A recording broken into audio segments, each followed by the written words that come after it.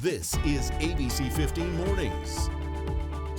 Only on ABC15 Mornings. The risk of someone getting reinfected in the virus is extremely low in the first 3 months after the infection itself. A special ABC15 Health Insider report asking how long the COVID vaccine can protect us. That guy didn't have a negative bone in his body.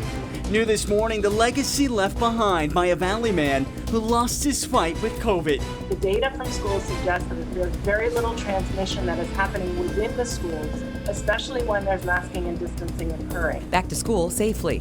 The CDC set to release new guidelines to get kids back into the classroom. Fighting for you and getting cases solved. Only on ABC 15 Mornings, the Rebound Arizona team taking action for you. And we'll talk more about those stories and get you caught up on everything you need to know for the rest of the day momentarily. But it has been a busy morning here at ABC 15. We want to thank you for waking up with us. I'm Kaylee O'Kelly here in studio. Nick Saletti is social distancing from the newsroom. Yeah, also has some traffic news as well. But first, let's talk about that weather and that most accurate forecast. Meteorologist Iris Hermosillo joining us right now with a quick look at what we can expect. Good morning, Iris. Good morning. I'm going to ease you into the morning with a great looking forecast. This morning, we're actually starting out a little bit milder than the last few days with some 40s in the valley, but mostly 50s. So not as cold as we've been the last couple mornings, thanks to clouds that have been sticking around overnight and that are going to stick around most of the day today. Today, partly cloudy to mostly cloudy as a disturbance moves through northern Arizona, but rain chances below 10% in the valley. We likely won't see anything here in the Phoenix area aside from the clouds, and we're just going to be a little cooler thanks to that storm. So we'll go from 56 where we are now at Phoenix Sky Harbor up to 67 by lunchtime. Then we'll see the 70s by mid-afternoon with a high today of 73 degrees. We'll be clearing out by this evening. 8 o'clock puts us at 64 degrees with mostly clear skies in the valley. This is just the first of 3 storm systems that'll impact our state in that 7-day forecast. I'll show you which one's got the best potential of bringing us some rain and more high country snow in just a few minutes. For now, though, I want to send it over to Chelsea Davis, who's been busy updating us on all the happenings on our roads overnight. That's right, Iris. I've been watching the roadways for you with our accident law group traffic maps, and things are looking better as far as the freeways are concerned. Earlier this morning, we had closures on I-10, also on Loop 202 South Mountain, Loop 202 Santan for a deadly wrong-way crash. Since then, the investigation has been what we think is wrapped up, but overall indicating that the lanes are open now. You can use the northbound lanes of I-10 between the 202 up to Ray, which you couldn't earlier this morning. The 202s now you can connect onto I-10. So we'll keep you posted on more information once we get that. East Valley overall, we're looking clear. We have mostly green flows, so that's some good news, even into and out of Maricopa on State Route 347. From the west side, you will still see your normal stop and go on I-10 eastbound approaching the stack. We also have a crash on I-17 southbound. It's near McDowell, and 2 lanes are blocked. You're going to see brakes almost back up to Bethany Home, so you may want to use 19th Avenue or 35th Avenue to get by. 51 could always be an option. That one's all green right now. North Valley, clear and quiet, so in a few minutes I'll show you an update on what that looks like for I-17 near McDowell, and I'll show you some desert drive times. Okay, Chelsea, thank you so much. I want to get you to this breaking news story.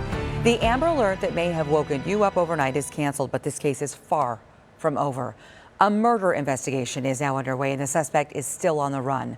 Our John Genovese joins us live from Peoria to piece this whole thing together.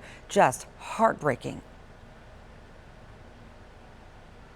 Heartbreaking, Kaylee. A sad situation and still a developing situation this morning. Now, the 10-month-old boy who was the subject of that Amber Alert has been found safe overnight, but according to police, his father is still on the run. Now, they say in this neighborhood where we are right now is where this kidnapping took place. They say that father took off in the mother's minivan with that boy inside. He dragged her on the street. She was rushed to the hospital where she died of her injuries. Now take a look. This is a photo of that father from Peoria police. He is 30-year-old Eric Mays. We're told he's from Sun City.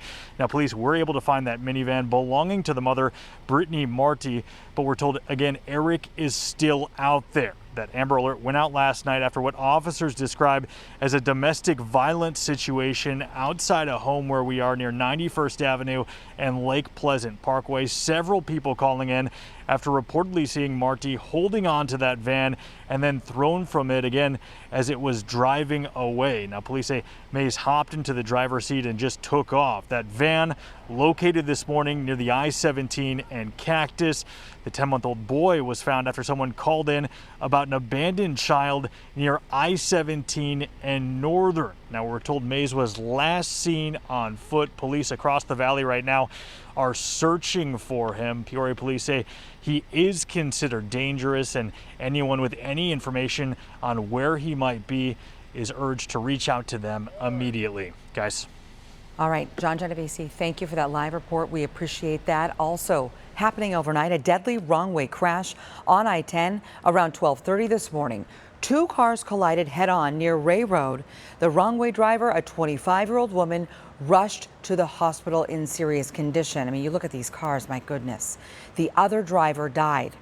Police tell us impairment is suspected in this crash. 6:05 in just a few hours. Opening statements begin in the Senate impeachment trial of former President Donald Trump. House managers are expected to show more video today, some of it never before seen. The proceedings kicking off with senators watching video of that January 6th attack on the U.S. Capitol. There's a million of us out there, and we are listening to Trump, your boss. Presidents can't inflame insurrection in their final weeks and then walk away like nothing happened. We can't possibly be suggesting that we punish people for political speech in this country. Well, President Trump's legal team denouncing the violence, but arguing he wasn't responsible for the insurrection. The trial is expected to last at least into next week. We will have live coverage starting around 10 o'clock this morning, and you can always watch our local newscasts on ABC15.com or your favorite streaming device. Happening today, a new vaccine pod will be opening in Pinal County. The health department announcing the new distribution site at the Florence Library. Appointments are open for today and tomorrow. You do have to register online. It is for people in Group 1A and 1B only, but that does include those 65 years of age and older. The state-run vaccine sites are booked for the rest of this month. Maricopa County Health Department saying there are still appointments available, though, at their site at Chandler Gilbert Community College. And we're told there's a limited number of spots today and tomorrow available. For healthcare workers and those 75 years of age and older, just head to podvaccine.azdhs.gov. In the rebound Arizona, we're working to get you more details on a new program to help renters in need of financial help. Mark Thompson joining us right now. Mark, over $50 million is planned to help people keep a roof over their heads. And what a welcome sign this is going to be for so many people suffering. Yeah, good morning to you, Nick. Just a godsend for a lot of families. And this money is coming from the federal government. Congress recently passed a measure that would add more to the emergency rental assistance program and extend that. In fact, 7 Valley cities are now eligible for some of those funds. Let's take a look here in Phoenix. $51 million will be given in rental assistance. And here's what renters need to know. Those living in Phoenix have until March 8th to apply. The program is going to provide up to 3 months of rent and 12 months of back rent. Priority is going to be given to low-income families, primarily households below 50% of the area median income, which is about $39,000 for a family of 4, or those who have been unemployed for more than 90 days. The city will be working with community organizations to help distribute that money. Meanwhile, the state of Arizona is also offering up assistance. Starting February 23rd, residents outside of Maricopa, Pima, Yuma, those counties, they can apply for rental assistance through the Department of Economic Security. The program covers rent and utilities. It does not, however, and this is key, provide mortgage assistance. This is just for renting. Now, federal guidelines will require cities and counties to take each applicant's information like name, gender, race, and ethnicity. And I know I went over a lot right there, but you can find all of this and how to apply by going to our website. That's abc15.com. Reporting live this morning, Mark Thompson, ABC 15, Arizona. Guys, back to you. All right, well, it's important information, Mark. Thanks for getting it out there. Meantime, Arizona restaurants want state lawmakers to allow them to sell cocktails to go. A legislative committee approving the idea Tuesday, setting the state up for its considered by the full House of Representatives. Last year, Governor Doug Ducey temporarily allowed restaurants to sell booze to go when indoor dining had closed.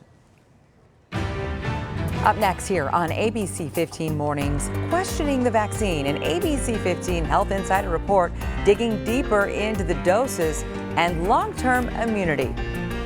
Plus, canceling a vacation because of the pandemic when one man couldn't get his money back. He was actually forced to call the Rebound Arizona team to get some help.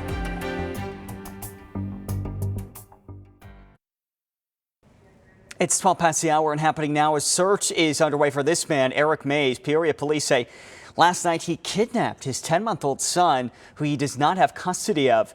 As he was running from the scene, the boy's mom was thrown from the vehicle.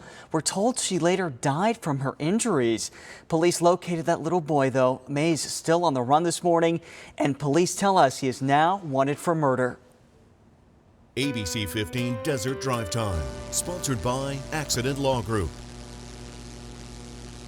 Hey everyone, Chelsea here. Let's talk about what's going on with our roadways. Our Accident Law Group traffic maps from a wide view show a lot of green flows, and that's some good news when we're talking about our Valley freeways.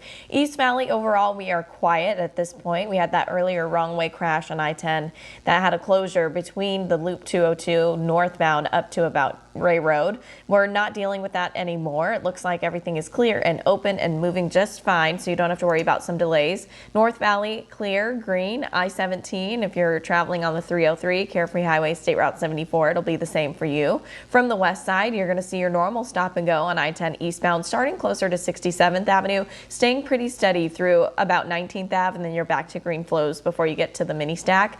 I-17 southbound, before you get to the stack, we do have a crash that was blocking a couple lanes, but now has been moved off into the Gore Point area. You can see it better with this ADOT cam here. I-17 southbound, all the activity is right as you're trying to connect onto I-10, and you're going to see all of the flashing lights in the Gore Point area. Hopefully this will clear soon, but you're going to see breaks back to about Bethany Homes, so factor in a few extra minutes. You can always use the frontage road, 19th Ave or 35th Ave to get by instead, or even the 51. That's a good option too.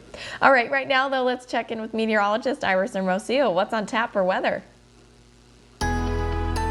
Well, you know, Chelsea, I know this year is a little bit different, but there's a reason we call February our bragging season, because this is the time of year where so many people come to Arizona because of our great weather. And there's a reason. It's because it's so cold, especially this week in other parts of the country. I wanted to show you the comparison to Chicago versus I know we get a lot of Chicago visitors this time of year. They're sitting at just 8 degrees right now with sub-zero wind chills. Their high, only 17 degrees in Chicago. That's it. Can you believe it? For Phoenix, of course, we're waking up to a milder start today, 56 degrees, and our high heading into the 70s. It's going to be a little bit cooler than it was yesterday, but man, no complaints at all. Now, the reason we're starting out a little bit milder this morning is because we're off to a partly to mostly cloudy start. So those clouds have lingered overnight, essentially trapping in some of that warmth, and so because of that, temperatures haven't fallen as far as they have the last couple of mornings. No rain, though, across the valley. It's all dry, just a lot of cloud cover. As we zoom on out and look at desert Doppler radar further to the north, you are seeing a few areas of what looks like flurries, even some sprinkles in northwest Yavapai County, through Mojave County too, just south of Kingman, getting a little bit of light rain, and a few flurries out near Ash Fork. A lot of this may not be hitting the ground. We've seen a lot of virga over the last 24 hours, so essentially that's rain or some snow that falls from the clouds but evaporates before it hits the ground. And again, up north at best, some sprinkles, a flurry or two as we go through the day today. But this is happening as we track a storm system that's moving through our state, moving through northern Arizona. As I put futurecasts into motion going into this afternoon, again, you see just a few spotty sprinkles or light showers out near Winslow and Window Rock. And we may even see a few areas of virga again later this afternoon closer to the valley. But otherwise, I don't expect any rain rain chances really across the valley. They're all below 10% as we're likely going to stay dry as this disturbance moves through. Then we'll be clearing out tonight, and tomorrow we're in for mostly sunny skies before another storm moves in on Friday. We've had some gorgeous sunrise photos and sunset photos coming in to share at ABC15.com. This one was sent in by Joseph DeLuca in North Phoenix of our sunset yesterday, and I think this morning we'll see some pretty color in the sky, so get those cameras ready and make sure to send your photos our way. And if you don't get some pretty views this morning, then maybe this evening, as the clouds will still be around at least through about sunset before they really clear. 56 our temperature right now in Phoenix, 43 in Sedona, we're at 43 in Kingman, and we're in the mid-20s currently in Flagstaff. By this afternoon, a pretty good looking day across the state. Again, we'll see more cloud cover, but our temperature will reach the upper 40s in Flagstaff, 65 for Kingman, and Phoenix tops out at 73 degrees this afternoon, just a couple degrees cooler than it was yesterday. Then we warm up a bit tomorrow before our next storm moves in Friday. That one will bring about a 10% chance for rain. And then by Sunday, we've got that third storm, and that's the one that's key, looking to bring higher rain chances and more high country snow. We'll talk about what's looking likely as far as rainfall amounts and snowfall amounts in the next half hour. All right, Iris, thank you. 17 minutes past the hour. The ABC 15 Health Insider. This is new in-depth coverage taking you beyond the headlines, offering a better understanding of the latest medical news with expertise from Valley nurses and doctors. And some new numbers do reveal that those who do recover from COVID-19 are actually seeing the benefits of extended immunity. But what does that mean for those now questioning if and when they should get vaccinated?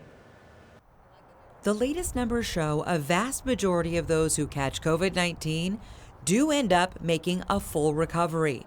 And according to the National Institutes of Health, 95% of those who do recover get long-term immune protection. What we know so far is that the risk of someone getting reinfected in the virus is extremely low in the first 3 months after the infection itself. And now there's some new data that probably it's also low when you're talking about the first 6 months after the infection. Because of this, we turn to our ABC 15 Health Insider, Dr. Wasim Balan, to ask if a vaccine is even necessary for those who now have this extended post-COVID protection. When a person gets the infection, they build up some immunity to that infection. But what we also are learning now is that the vaccine actually is giving us a more robust immunity against the virus. So this is why we're still recommending that even if you had the infection, we would still want you to take the vaccine when it's available for you, because that's going to give you potentially the longer protection against the infection. Right now, the infectious disease specialist tells me work is being done to figure out how long vaccine protection will last. Do we need to get the vaccine again in the future? Is it going to be a yearly vaccine? These are all things that we're still waiting to answer with the knowledge that we're building up about the vaccine. And we're seeing new information every day. So if you have questions for our ABC 15 Health Insiders to answer, just send us an email. It's easy to do. Send it to healthinsider@abc15.com. On New This Morning, do you struggle with your glasses fogging up while you're wearing a face mask? Happens to me all the time. A woman in New York says that she's come up with a solution. It's called Fog-Oz. They're thin, flexible silicone strips that seal the top of your mask off. The creator says she worked with a medical manufacturer to develop them. They cost about $10 a pack, and they're already sold out. The inventor hopes to get another shipment sometime next month. All good inventions there. They solve a problem. This one's a big one. Well, a surprise call from a debt collector almost cost one Valley woman hundreds of dollars. Up next, her money's safe thanks to the Rebound Arizona team. Plus, it's a story first brought to light by ABC 15, and now an outside investigation is underway. This morning, there are new details surrounding police agencies and a so-called challenge coin.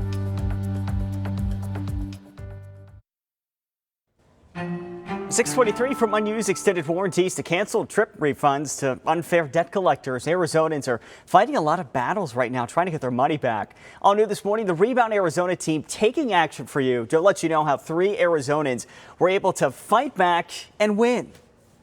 Ron bought an extended warranty with his car. When he traded it, they said, I had $450 coming back. At this point in time, we've been calling and they keep saying it's being worked on.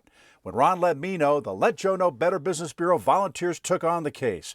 Turns out the dealer had the money, but went out of business. A few calls to the right people, Ron gets his $450, case solved. While this case is unique, when it comes to extended warranties, you can cancel at any time and get a prorated refund for the time you have left. Bill had to cancel a trip because of COVID. He was headed to Mexico and spent $707. He says he's unable to get a refund or ticket exchange, just getting the old runaround. I'm 74 and can't afford throwing away money.